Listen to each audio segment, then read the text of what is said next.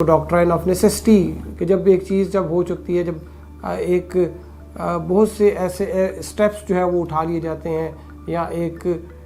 چیز حتمی جو شکل اختیار کر لیتی ہے تو اس کو انڈو نہیں کیا جا سکتا، اور اس کے ساتھ پھر جو ہے وہ رہنا سیکھنا چاہیے، اڈیپٹیشن جو ہے وہ کرنی چاہیے۔ تو یہ ڈاکٹرائن آف نیسیسٹی جو ہے اس کی بنا پر جو مارشاء اللہ تھا اور جو دوسری جو اسمبلی تھی اس کو جو تحلیل کیا گیا، اس کو جو ہے وہ عدالتوں نے پروٹیکشن دی۔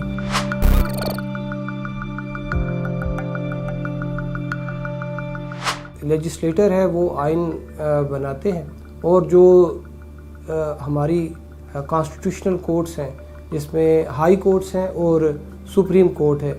یہ آئین کی تشریح کرتے ہیں، معاملہ لے کے جاتے ہیں کانسٹیٹیوشنل پٹیشنز کے تھرو سپیریئر کورٹس میں، ہائی کورٹس میں اور سپریم کورٹ میں، اور پھر وہاں پر جو ہے وہ یہ جو قانونی نکات ہوتے ہیں، جو قانونی پوائنٹس ہوتے ہیں، جو کویسچنز آف لا ہوتے ہیں، ان کا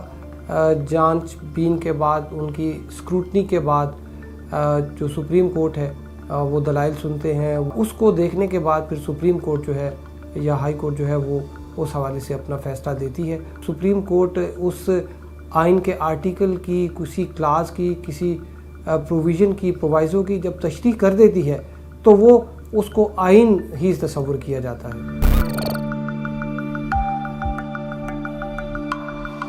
پاکستان میں جو سب سے پہلا کیس تھا وہ مولوی تمیز الدین کیس جس کو کہا جاتا ہے، جو ہماری جو ایگزیکٹو تھی وہ ایک وراثت میں ملی تھی ہمیں برٹش جو سامراجی نظام ہے، ود ان دی جو گورنمنٹ رینکس تھے ان کے اندر بھی کوئی جو ہے وہ اس طرح سے ہارمونی نہیں تھی، اور نتیجتاً یہ نکلا کہ جو غلام محمد تھے گورنر جنرل، انہوں نے جب اسمبلی کو ڈیزالو کیا تو مولوی تمیز الدین جو ہے انہوں نے ایک پٹیشن دائر کی، اور سندھ ہائی کورٹ میں جب اس کی جو اس پہ فیصلہ آیا تو جسٹس کانسٹنٹائن تھے، انہوں نے اس کو جو اسمبلی کو ڈسمس کیا گیا تھا انہوں نے اسمبلی کو بحال کر دیا، لیکن جو جسٹس منیر تھے جب یہ معاملہ ان کے پاس گیا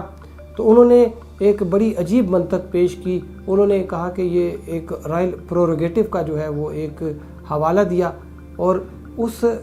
کو بیس بنا کر یہ جو فیصلہ تھا گورنر جنرل کا اس کو انہوں نے بحال کر دیا، اور اسمبلی جو ہے اس کو کالعدم ہی جو ہے وہ رہنے دیا۔ جو برٹش مونارک ہے انہوں نے 18ویں صدی میں رائل پروروگیٹو جو ہے یہ ایک اڈاپٹ کیا تھا،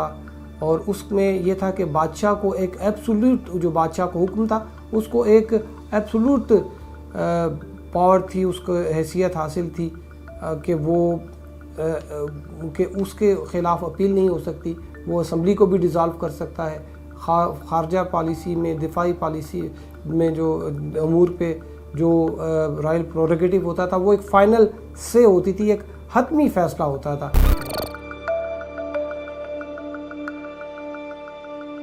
1958 کا جب مارشاء اللہ لگا تو اس میں ایک بڑا مشہور اس کے بعد ایک کیس تھا، ڈوسو کیس، نوٹیفیکیشن تھا اور عدالتی اختیارات کے حوالے سے کیس تھا، تو اس میں انہوں نے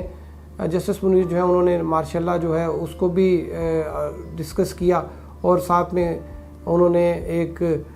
تھیری جو تھی کہ جس کو ڈاکٹرائن آف نیسیسٹی کے حوالے سے بھی کہا جاتا ہے کہ جب ایک چیز جب ہو چکتی ہے، جب ایک بہت سے ایسے اسٹیپس جو ہے وہ اٹھا لیے جاتے ہیں یا ایک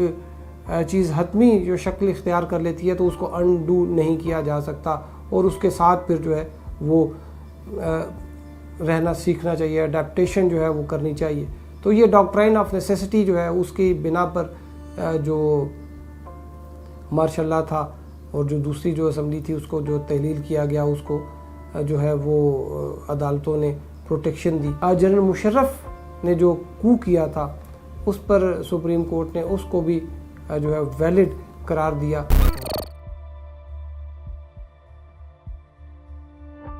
1971 میں ایک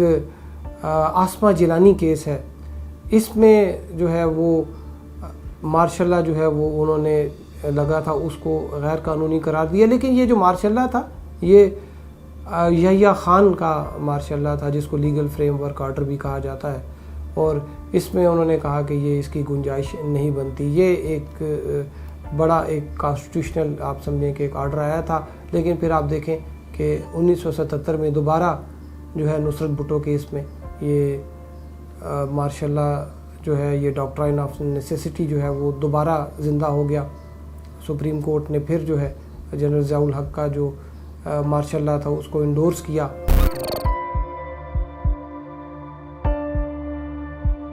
90 کی دہائی میں بھی جو بار بار یہ آرٹیکل 58(2) بھی جو ہے اس کا استعمال ہوتا تھا، جس میں صدر کے پاس اختیار تھا کہ وہ اسمبلی کو توڑ دیں، تو اس کے خلاف جو ہے وہ عدالتوں نے مختلف فیصلے دیے، اور اس میں جو بے نظیر بھٹو کی حکومت کو جو برطرف کیا گیا تھا تو اس میں تو عدالتوں نے کہا کہ جی یہ ٹھیک ہے، لیکن جو نواز شریف کی حکومت تھی اس کو جو ہے وہ بحال کر دیا گیا تھا۔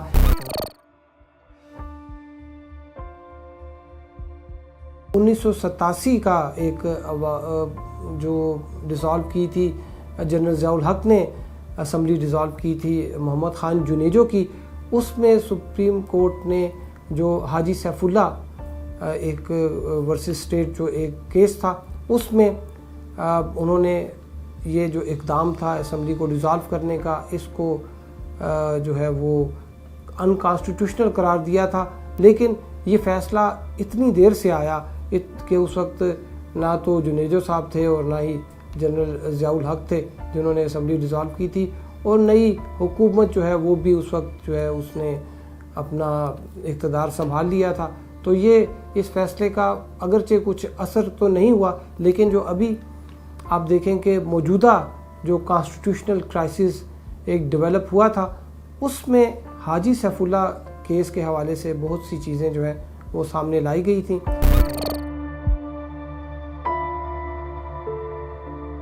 سپریم کورٹ نے 18ویں ترمیم کے اوپر بھی جو ہے وہ اس کے خلاف پیٹیشن جو ہے ان کو ٹیک اپ کیا تھا، اور یہ خیال کیا جا رہا تھا کہ شاید 18ویں ترمیم کو سیٹ اسائیڈ قرار دے دے گی۔ دیکھیں جو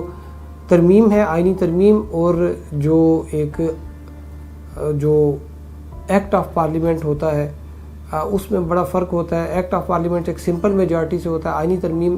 جو ہے وہ 2/3 میجارٹی سے ہوتی ہے۔ جو پارلیمنٹری کمیٹی کا رول کم کیا گیا، اور جو ایک مزید ایک آئینی ترمیم لائی گئی 19ویں آئینی ترمیم، اور جس میں جو چیف جسٹس کو جو ہے وہ فائنل جو ہے وہ ان کو سے دی گئی کہ حتمی فیصلہ جو ہے وہ چیف جسٹس کا ہوگا کہ کس جج کو جو ہے وہ رکھنا ہے اور کیسے رکھنا ہے۔